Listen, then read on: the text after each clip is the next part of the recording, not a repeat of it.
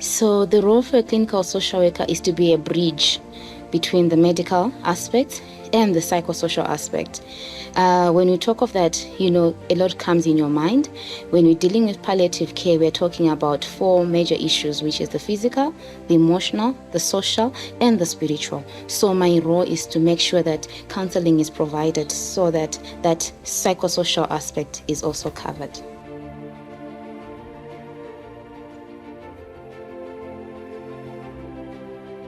So with families, it's quite a lot. And you see that much of it comes right from the diagnosis, and they will need counseling so that they are also able to adopt or to get in terms with the diagnosis or prognosis of that condition. So it's about preparing them. How are they going to be navigating this journey with the new diagnosis? How is that patient going to cope?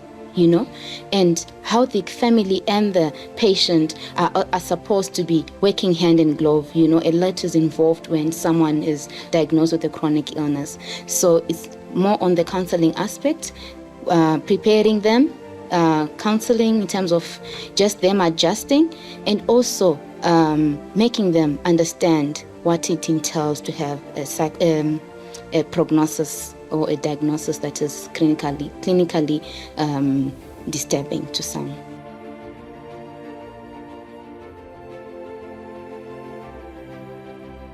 So with grief counseling, you see that people experience grief right from the diagnosis.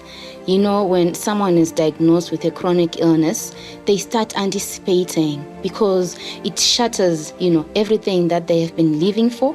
It disturbs their normal routines. So it's more of counseling in terms of anticipatory grief. What is it that they are going to be facing? And probably you see that it's not just how they will be living, but even after, let's say, probably death comes, what is it that the family will have to be looking forward to? How are they going to be dealing with bereavement and all those things? So when you talk of grief, we are starting from diagnosis up until the end. And the end is not just when a patient dies, but we walk through the journey even with the family.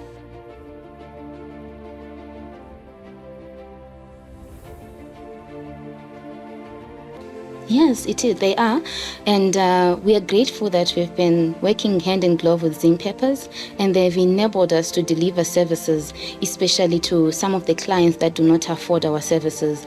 I'll give an example of some of the things that we do, or some of the interventions that we do. We have Chikwaka roadside, whereby we go in the community and offer support. We have different people or individuals within, different districts or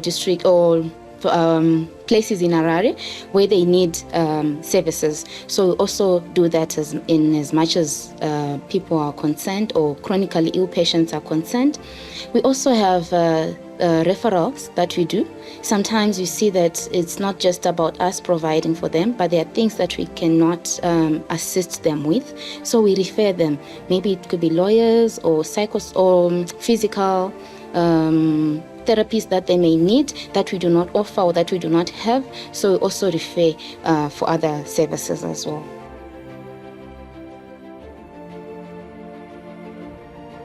So I'd like to first of all acknowledge that denial is a very normal stage in terms of going through grief, or maybe when you're faced with a difficult situation.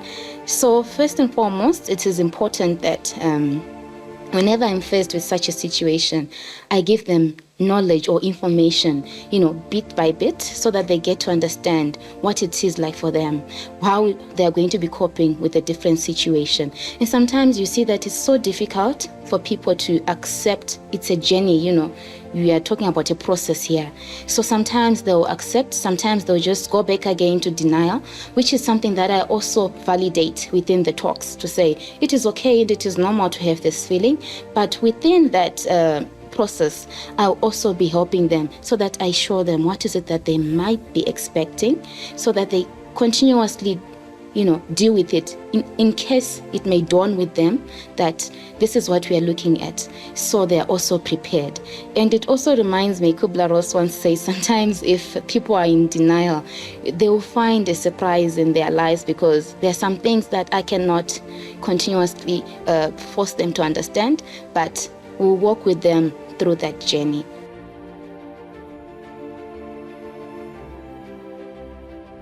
So cultural beliefs or spiritual beliefs are part of the coping mechanisms, and we so much respect them, because in as much as any people are faced with difficult situations, they find meaning towards their lives to say, so why is this happening to me? Why are we at this point in stage in life? So we really respect it, in as much as we continuously emphasize that in as much they need that cultural or spiritual aspect, we can also be working with them throughout the journey. Sometimes you see that people come late, they are referred late to us, or they come late to us because they are continuously seeking different alternatives, in terms of their spirituality and all things. So we actually respect that, but we enable them to understand that we can work hand in glove with them, and we can still reach a point whereby we are helping each other together with their spiritual beliefs or their cultural beliefs.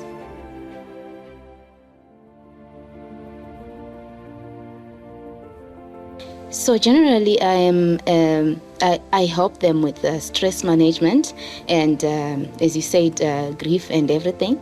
And part of it is to do with how they have managed other challenges before.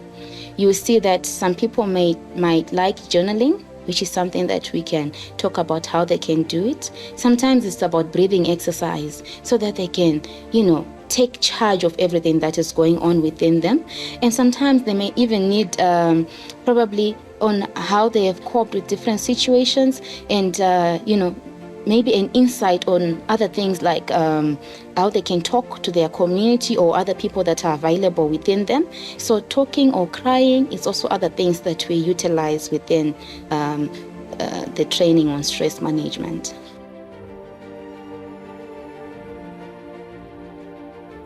So mental health care and palliative care are two inseparables.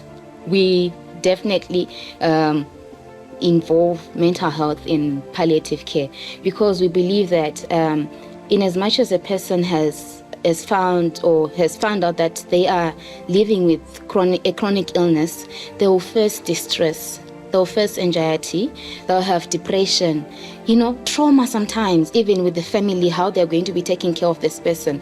So you see that in each and every aspect, or in each and every stage that they are in life, we work hand in glove so that we can address the mental health aspect and the physical aspects as well. And in some cases, you see that much of our counseling is centered towards the patient and the family, so that they are in charge with what is happening, and they know how they are going to be processing each and every stage in the sickness.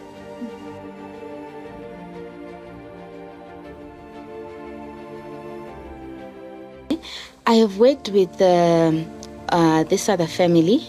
It was a lady who was in her 40s, and I'll give her a pseudonym, Rose. So Rose had anal cancer, and she was HIV positive. She had 3 kids, 3 children. 2 of them were in high school, and then the other one, 2 of them were in A-level, and then the other one was in Form 3. So she was divorced to her husband, and during the time of her illness, that is about 3 years that we're talking about, she didn't disclose to her children what she was going through. They could just see that mom is not doing well, she's deteriorating, and she's up and about, in terms of treatments and everything. So we helped through disclosure with the children, because sometimes children are left out in the palliative care fraternity, or maybe in any other situations that we may do because of culture and other things. So we also helped her in terms of her work. She was employed as she was in this other company that she was working with. We also helped in terms of her leave days and their benefits, because there are some times that she would say, we have had a contract on this and how things are going to be handled even after her death. So we also negotiated with the employer. And she had also bitterness issues, as I have told you earlier on. She was divorced with her husband. So we made sure that there was issues to do with forgiveness, so that she would, embrace whatever that has happened. And probably when it comes to death, she would also die a peaceful death. So there was forgiveness within the husband and this lady that I'm talking about. And within the family, in our culture, or maybe whenever things are not well, there may be different situations whereby people feel differently about getting treatment and everything. So we negotiated towards how the patient wanted it to be done. So we also helped within the conflict in the family. And there was a living will that this lady had to write. So yeah, this is how we actually managed to help. Unfortunately, she died, but I feel she had a good death, if I can say, because all those things had been catered for.